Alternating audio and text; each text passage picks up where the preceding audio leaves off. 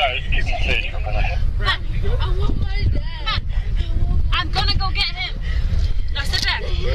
I will fix it. I will fix it. Dear, what? You just stop for a second and take a deep breath. Hey, just stop. Please. I will get your dad. No, you said that you were gonna pepper spray me. No, please, no, stop. Sit back. Oh, I got a bad Just spray her. No, I have Just spray her at this point. Stop. Stop. Dear. Stop. I got her. I got her. Yeah. Please wipe my eye. Wipe my eye, please. Unbelievable. I want my dad. No. The body camera footage showing Rochester police detain and pepper spray a 9-year-old girl is released to the public. It is clear from the video that we need to do more. Mayor Warren says the RPD needs to change, but others say officers did what they were trained to do. It worked.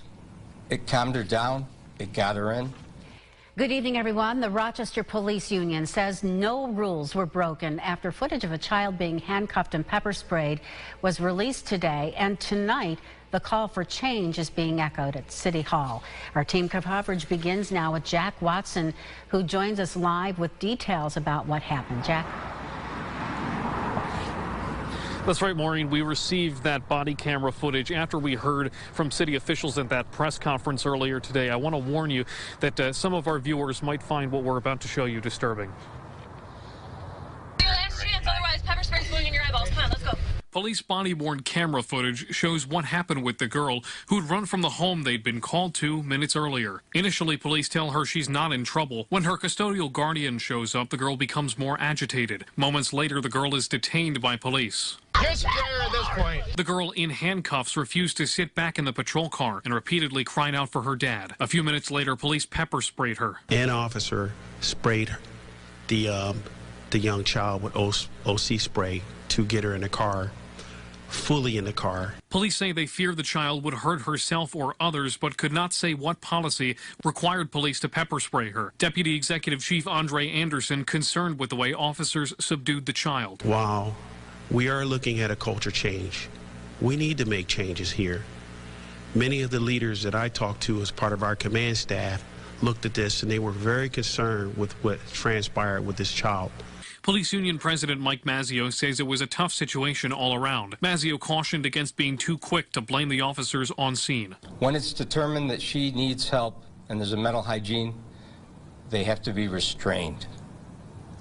If that's not going to be the policy and the way that things are worked, then we need to change them. But they have to operate on what they have and what they can utilize. RPD Interim Chief Cynthia Harriet Sullivan says the department is still reevaluating its policies. Please know that this process is continuous for us and it's never going to end. This is the kind of thing we're always going to be vigilant about, evaluating who we are and what we do as a department.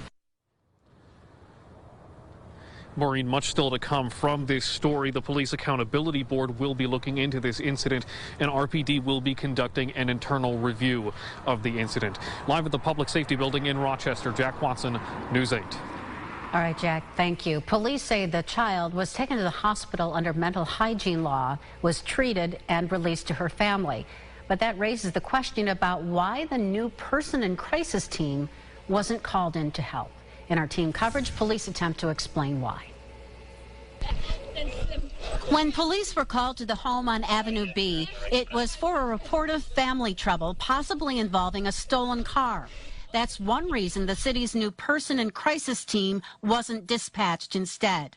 Unfortunately, this was not an incident where the PIC team would have been called because of the type of initial call to 911. The new PIC team was launched just 10 days ago, designed specifically to respond to 911 calls related to mental health crises. What is true is that the PIC team is at this time being dispatched to a certain set of calls that they are going to in lieu of RPD, that the co-response protocols that we have built into later into the pilot are still under development. Police leadership say the 9-year-old girl was suicidal, and the police union says it's not the first time officers had placed her in handcuffs. That, they say, happened during a call last November. But at no point on Friday did police request the help of experts in mental health emergencies. That fact will likely be part of the internal investigation now underway. And I can tell you that this video, as a mother, is not anything that you want to see. And it's something we have to change. It is not an option. We must change how we do business, how we treat people. Members of the community held a virtual town hall tonight in response to the video. It was hosted by Free the People Rock, the group that organized the rallies following the death of Daniel Prude. New York State Senator Samra Brooks spoke, saying there's no excuse for how the situation was handled. I share the trauma and the pain and the frustration and the anger and the rage, because I am so sick of seeing people who look like me and look like many of us, babies, get treated like they're less than something, because I know that we can do better.